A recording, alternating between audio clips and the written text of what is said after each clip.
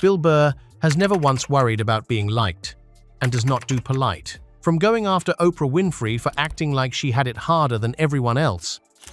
Oh yeah, all those mothers who die every year from black lung, from inhaling all that coal dust.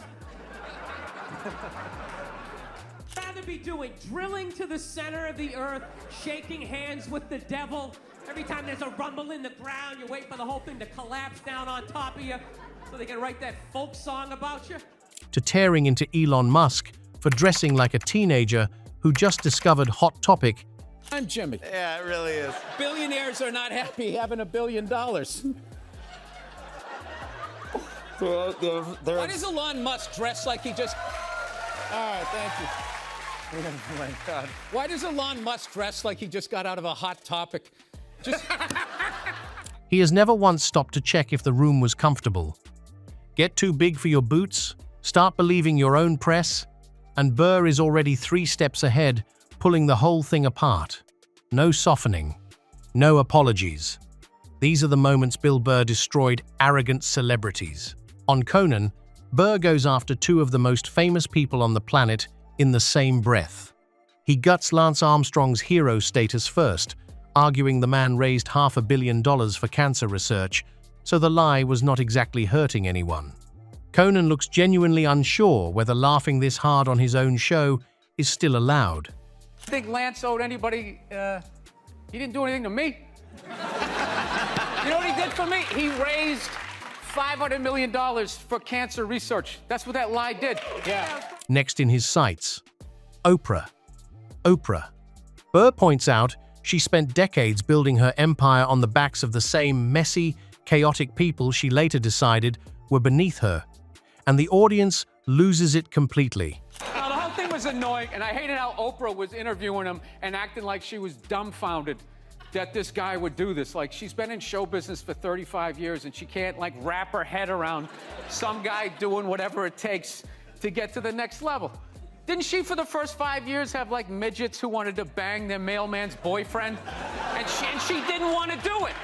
She didn't want to do it, but she didn't have the power to say no, so she wrote it out. And then when she could make a good decision... But he was not finished with Armstrong either. Burr calls him a sociopath on a bicycle and says everyone got off easy, because if that same drive went into corporate America, Armstrong would be poisoning the water supply instead of winning races. He also makes the point that the entire field was doing the same thing anyway, so really, all Armstrong did was out-cheat the cheaters. Conan can barely hold it together by the time Burr is done. Apart from this guy, like, so how could you? You know exactly what he's doing. It's the stupidest thing I've ever seen. Look, the guy was a sociopath on a bicycle, all right?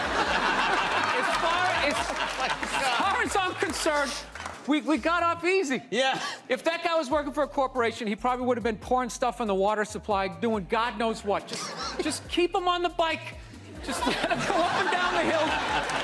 He's not hurting anybody. Not hurting anybody. He isn't. And the top 20 guys, like, all tested positive for roids. So our roided up guy beat your roided up guy. Okay? And those guys who run that filthy sport, who is sitting there going like, oh, this is ridiculous. He doesn't represent cycling. Conan was just the warm-up. Burr breaks down Arnold Schwarzenegger like a case study in getting away with absolutely everything. Barely spoke English, became a bodybuilding legend, married a Kennedy, ran California, cheated on a Kennedy, and still walked away with his reputation intact. Burr delivers it like he genuinely cannot believe one man pulled off that exact sequence of events and somehow came out the other side still liked. The crowd couldn't stop laughing because they knew he was right. That dude should be unloading trucks in Transylvania. That should have been the height of his success. But because he's a great man, he had the balls to move to America. Became famous for lifting weights. I lift weights, nobody gives a shit. He lifts weights, becomes super famous. Did he rest on his laurels? No, next challenge. I'm gonna become an actor despite the fact that nobody can really understand me. Against all odds, he starts making movies. Get down, there's a bomb, get out of there. Becomes one of the biggest blockbuster stars of all time. What are you gonna do next, Arnie? I think I'm Maria Kennedy. There's no fucking way you can do that. Bam, he does it. Cherry on top, I'm running for governor of a state I can't even pronounce, and he wins the election. Why wouldn't this guy think he couldn't bang his maid in his own bed and get away with it? This dude has been in the zone for over 4 decades. And the Will Smith slap. Bill still will not let it go, and honestly, nobody can blame him. He mocks Will Smith for flying all the way to India to sit in front of the Taj Mahal and find himself when the actual lesson was much simpler. You do not slap a comedian on live television in front of the entire world and then go on a healing journey. Well, I mean, Will Smith went to India with some publicists to take pictures in front of the Taj Mahal, so he's all healed. He's back. He's good. I love that you have to go all the way to India to not know that you don't get up in the middle of an awards show and slap somebody. It wasn't until I went to the Taj Mahal where I finally understood. Then, Bill takes Silicon Valley apart. On the Fallon Tonight Show, Burr wonders out loud why billionaires are never satisfied, then pivots straight into Elon Musk, mocking everything from the outfits to the hair plugs to the origin story Musk keeps telling about himself. He points out that people have been threatening to leave Musk's platform for years and somehow never actually do. Jimmy Fallon's laugh is the kind that says he cannot believe that just happened live, with no way to walk any of it back. When it came out, I think in both the previous ones, but it's getting way more laughs. And people are trying to figure out why that is. And I think because it used to be like a voyeuristic thing where people were looking in on this crazy world of this cutthroat thing, but every industry now has been turned into that. So I feel like now it's like gallows humor.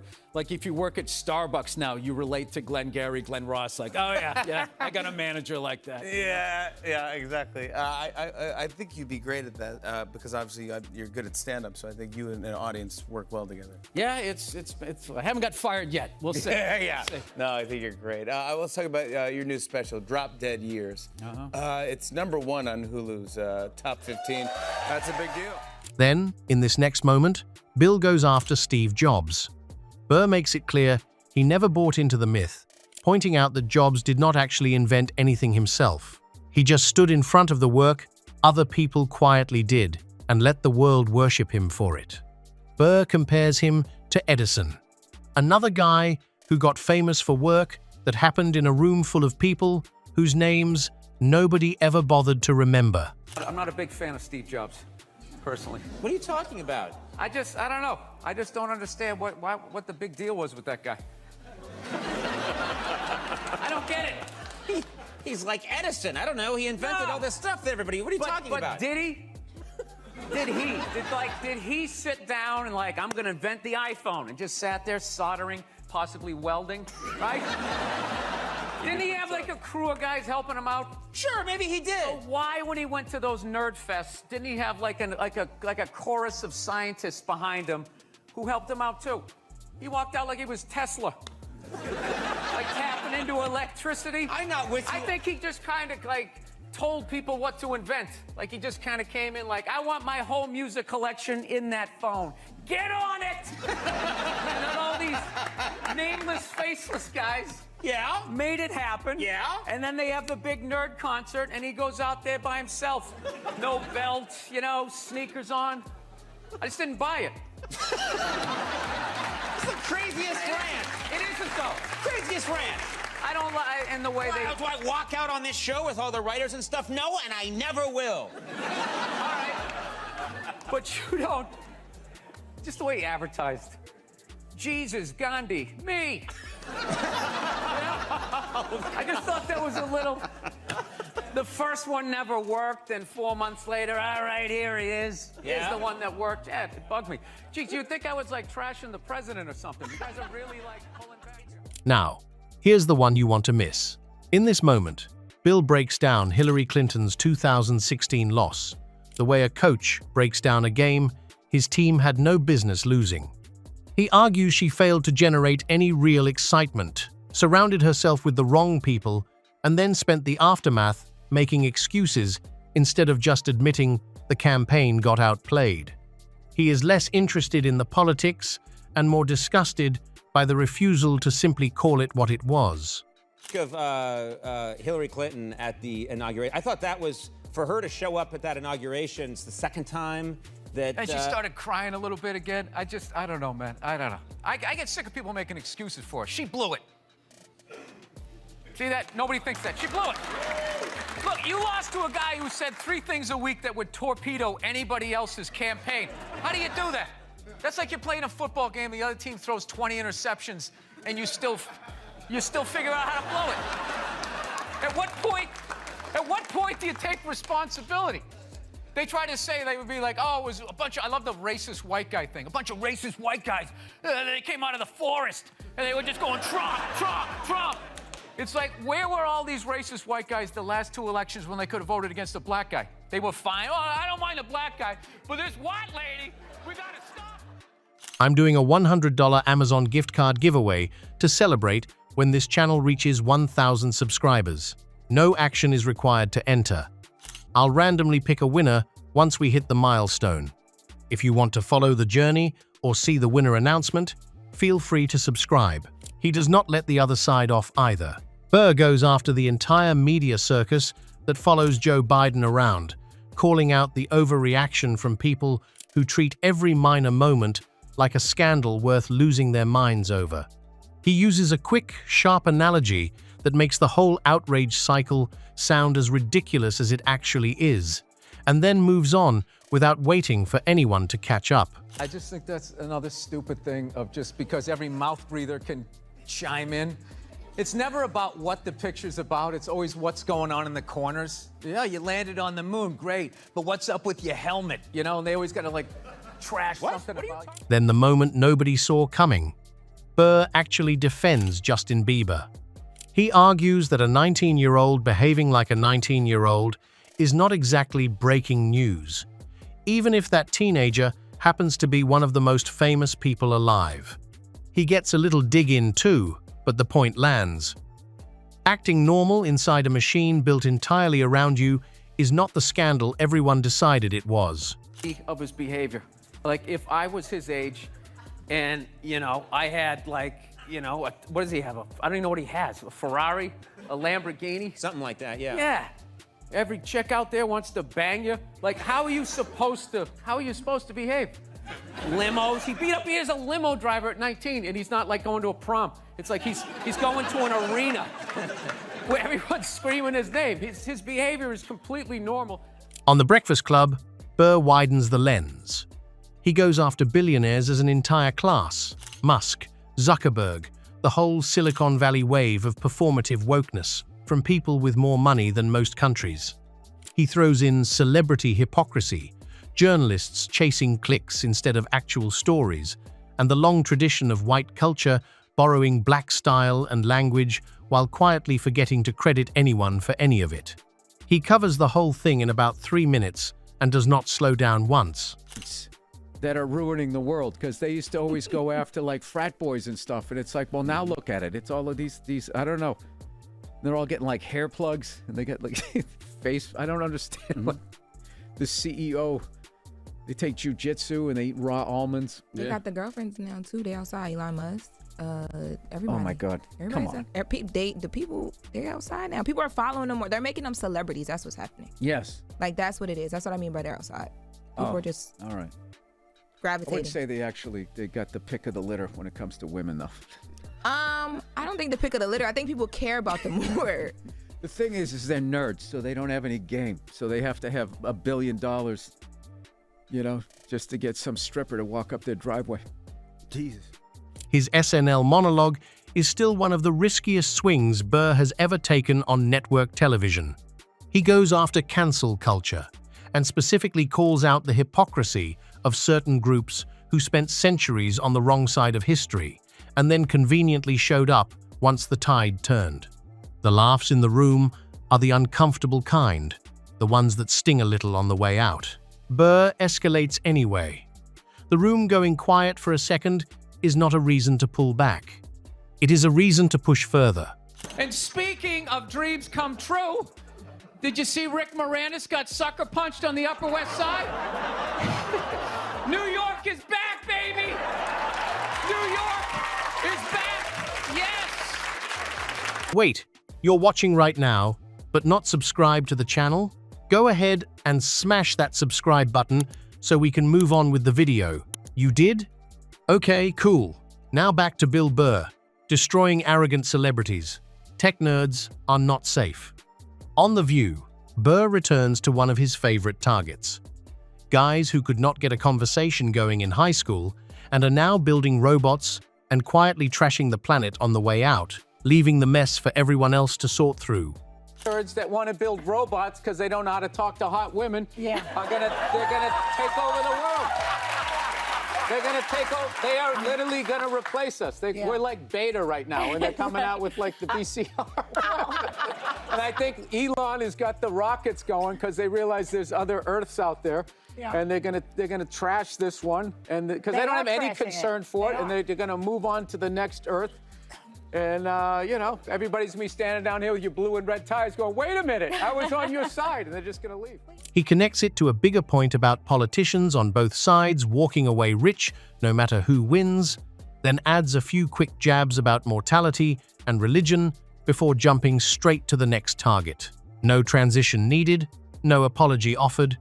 I don't understand, like, God makes sociopaths, pedophiles, and all of that, and then we all have to deal with it.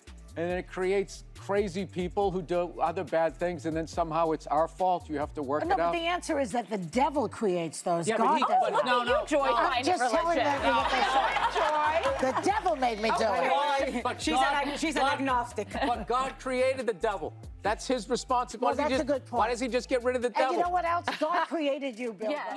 Even his closest friends are not getting a free pass. On Kevin Hart's own podcast, Burr roasts him for blowing up overnight, landing a pilot, going famous, and then vanishing on everyone who knew him before any of it happened.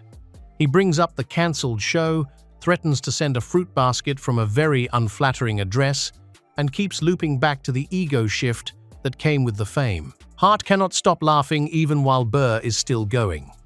Bill Burr. Now, Kevin Hart was somebody that I thought I was friends with, but I realized quickly that he just needed a spot at Dangerfields. And then he booked a pilot, and I don't think I talked to him again. I had like kids and I didn't hear from you. Bill Burr, ladies and gentlemen. We're getting to the mind of Bill Burr. That was late for his own podcast. Bill, are you ready for this? This is the best part that I think, this is what's mind-blowing that people are going to love. There is more where that came from. In that same moment, Burr picks up exactly where he left off with Hart, getting into the hoodie Hart has with his own name stitched right onto the front of it. Burr cannot get over it. He treats it like Exhibit A, in the case against what fame does to a person over time, and he builds the whole thing into a bit that just keeps going. Bill Burr. You have your own name on your fucking sweatshirt? Well, outside of that, I mean, When are I you don't going to know why stop you don't. branding, Kev? We know who you are. Just in case you didn't, Bill, I wore a shirt to remind you. What's the big fucking deal, man? All right, it's just a shirt. Hoodie with Kevin Hart. I hand out hoodies to homeless people because I care about downtown LA. Go see Jumanji Part 19. But Burr did stop there. He hilariously roasted Hart for his outfit at Patrice O'Neal's funeral, claiming Hart showed up in Jordan sneakers like he was doing a stand-up set, which Hart defended by saying he was dressed like the comic who made it. Bro, you bugged me. I did. Because I you actually showed did. up, you were wearing like a pair of Jordan 1s. You looked like you were going to do a spot at Caroline's. I'm like, that's what I said. I go, Kev, this is a funeral, man. You're dressed like you're going to go do a spot at Stand Up New York. And That's when this I is was- what you said. You go, no, Bill, I'm dressed like the comic who made it. You said that at a funeral. I was like, I know this guy's an asshole. I didn't know he's that much of an asshole. You almost had me saying, well, I played Carnegie Hall one time. I almost said that at a funeral for my friend. That's how much of an asshole you are. Then Burr turns on a fellow comedian. Dion Cole makes the mistake of bringing up his own mum during a live roast, and Burr takes that opening and runs with it. He builds the bit higher and higher, pulling in Diddy, Epstein, and a silent generation line that nobody in the room saw coming. Dion is doubled over, by the time Burr finally decides to land it. The bit had no business going that far and somehow got funnier every time it did. What is your favorite generation to fuck? Are you a greatest generation? Or are you you like the silent generation to see if you can get them to scream during an orgasm? The silent generation. Doug. Oh, you are wild and No, no, no. No, I'm not. Don't fucking project your shit on me. This was you. You took it in this direction. Oh, no. Okay, let me get That door didn't lock behind me when I came in here, did it? This is starting to feel like, is this some Diddy shit? Sometimes Burr does not even need a name. He fires off one quick jab at celebrity ego in general, the kind of line that lands because everyone already knows exactly who he means without him having to say a single name out loud. To sit there and I just thought, out here people got they're really smug and talk down to flyover states like they're a bunch of morons. Right. And I don't think I think it goes back to the candidate. I don't think you're helping them. I don't think anybody who's any sort of intelligent person, decides who they're gonna vote for because the guy who pretended to be a shogun, in some movie told you. Even the self-proclaimed intellectuals are not getting a free pass. Sitting across from Bill Maher on his own couch, Burr refuses to let him play the role of the ultimate Hollywood tastemaker. When Burr brings up his movie Old Dads, hitting the #1 spot worldwide on Netflix, Maher looks visibly uncomfortable, squinting at the data and doing absolute mental gymnastics to avoid giving a basic, clean compliment. Burr pounces on the awkward energy instantly, laughing in his face and mocking the sheer panic Maher feels at the thought of just saying, "Good job," to appear. When you're a bald ginger in Hollywood, it's basically... But didn't Old Dads do very well? Yes, it did. Then why? Crushed. Then, During the strike, it then was, why not it was th- numb. Let me fucking... For everyone who worked on that movie, Bobby Cannavale and all of those amazing actors and everybody... I like him. Patrick Don Vito, everybody helped me edit the thing, Ben Tischler, all of them. We were #1 globally on Netflix 2 weekends in a row, and it streamed like 50 million. Because who around the world doesn't understand the concept of Old Dads? Certainly in Pakistan. Well, maybe we just made a good movie. No, so riddle me this about the business. Was there a compliment? The thanks? What? There was no compliment in that. Actually, there was. Kind of shit on it. Like you didn't think that it went fucking global. No. I didn't say in Pakistan they were watching. They might have. You don't think there's some old dads there? No. What I said, it was. Well, that's right. It was, you figured out the Middle East. Giant I forgot. hit. No. I found a way to craftily get a very good compliment into you. Well, that's what it is. Without Smart making as it you, you're look so like clever. one. Because I am the pompous professor, my friend. I like it. I know you do. The roast only gets sharper from there. Burr quickly realizes that Maher's outfit is the perfect target for a reality check, turning the host's style choices into a running gag that lasts the entire night. He looks at Maher's choice of a casual t-shirt thrown under a blazer and tells him he looks exactly like a desperate guy heading into traffic court trying to beat a speeding ticket. Burr keeps poking at the wardrobe, tracking every piece of clothing like a piece of evidence, showing how detached from reality Maher's closet has actually become. Oh, You can see. Look at the difference. Look at the difference. You can just see the way we dress. We're not different people. This is like you come from the slacks generation. Like slacks were these are still jeans. a thing. These are no, not but slacks. slacks were a thing. No, I look good.